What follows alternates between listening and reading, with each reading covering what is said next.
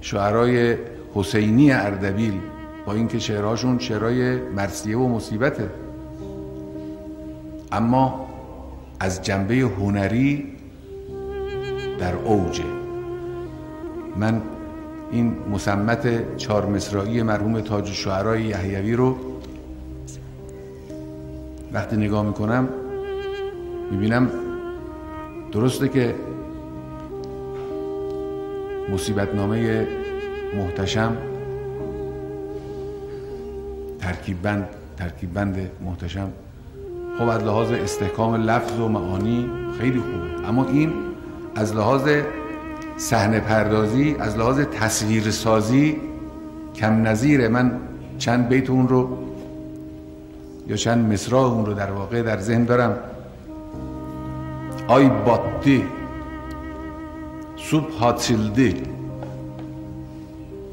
اگر دقت کنید تمام صحنه سازی است.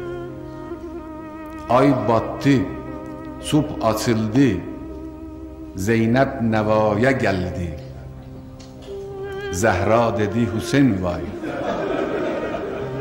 عالم صدایه geldi.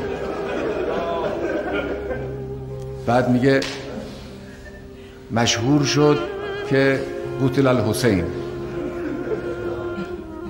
جناتدن eşitti peygamber گرامی، نعلینسیز عواسیز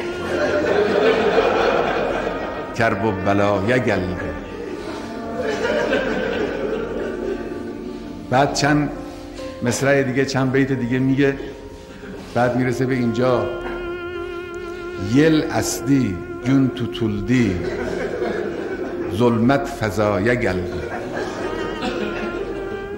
مایه های مرثیه‌ای این شعر خب در اوج دیگه، اما شعر مرثیه و مصیبت اینجور تصویرسازی در او کم نظیره، خیلی با عظمته.